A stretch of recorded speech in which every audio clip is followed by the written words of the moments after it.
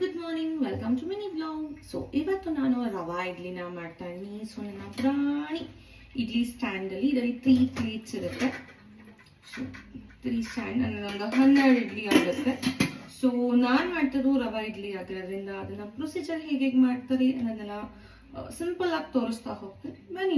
So ನಾನು ಇವಾಗ ರವಾ ಇಡ್ಲಿಗೆ ಏನೇನು ಬೇಕು ಅಂತೆಲ್ಲ ಪೂರ್ತಿ ರೆಡಿ ಮಾಡ್ಕೊಂಡಿದ್ದೀನಿ. ಒಂದೊಂದೇ ಐಟಮ್ ಹಾಕ್ತಾ ಹೋಗೋಣ. ಇಲ್ಲಿ ಪ್ಯಾನ್ ಸ್ವಲ್ಪ ಕಾದಿದೆ, ಸೊ ಅದಕ್ಕೆ ಒಗ್ಗರಣೆ ಮಾಡ್ಕೊಂಬೋಣ. ಸ್ವಲ್ಪ ಆಯಿಲ್ನ ಹಾಕ್ತಾ ಇದ್ದೀನಿ, ಸಾಸಿವೆ ಹಾಕ್ತಾ ಇದ್ದೀನಿ, ಜೀರಿಗೆ,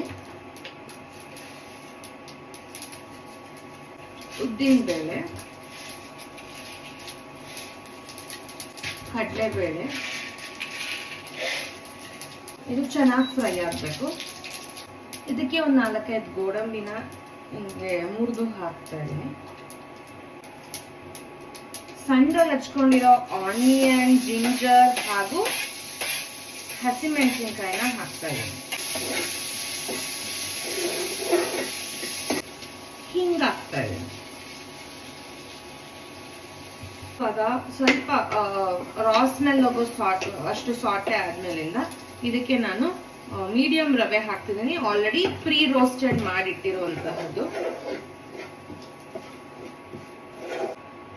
1.5 ಕಪ್.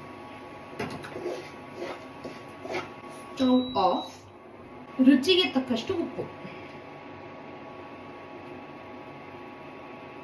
ಇದಕ್ಕೆ ಇವಾಗ ಕನ್ಸಿಸ್ಟೆನ್ಸಿಗೆ ಎಷ್ಟು ಬೇಕೋ ಅಷ್ಟು ನಾನು ಕರ್ಡ್ನ ತಗೋತಾ ಇದ್ದೀನಿ. ಹುಳಿ ಮೊಸರು ಇದ್ರು ಓಕೆ, ಫ್ರೆಶ್ ಮೊಸರು ಇದ್ರು ಓಕೆ, ಬಟ್ ಹುಳಿ ಮೊಸರು ಇದ್ರೆ ತುಂಬಾ ಚೆನ್ನಾಗುತ್ತೆ. ಬಟ್ ನಾನು ನಾರ್ಮಲ್ ಮೊಸರು ತಗೊಂಡಿದ್ದೀನಿ.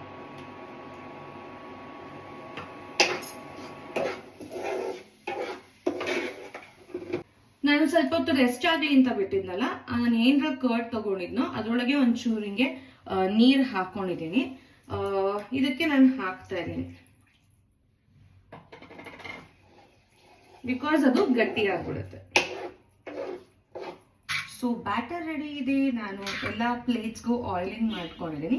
ಈಗ ಒಂದೊಂದನ್ನೇ ಹಾಕ್ತಾ ಬರೋಣ, ಬಿಕಾಸ್ ಬೇಗ ಬೇಗ ಇರಬೇಕು. ಅದಕ್ಕೋಸ್ಕರ ಬ್ಯಾಟರು ಸ್ವಲ್ಪ ಈ ಥರ ಕನ್ಸಿಸ್ಟೆನ್ಸಿಲಿ ಇರಬೇಕು.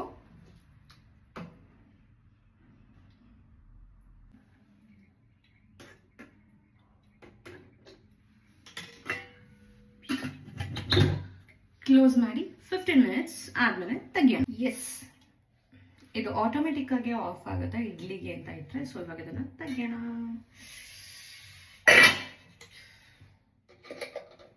ನಾನು ಮಾಡಿರುವಂತಹ ಬಿಸಿ ಬಿಸಿ ರವಾ ಇಡ್ಲಿ ಮತ್ತು ನಾನು ಆಲೂ ಸಾಗು ಮಾಡ್ಕೊಂಡಿದ್ದೀನಿ. ನಿಮ್ಗೆ ಯಾವ ಸಾಗು ಬೇಕಾದ್ರೂ ನೀವು ಮಾಡ್ಕೋಬಹುದು. ರೆಡಿ ಆಗಿದೆ.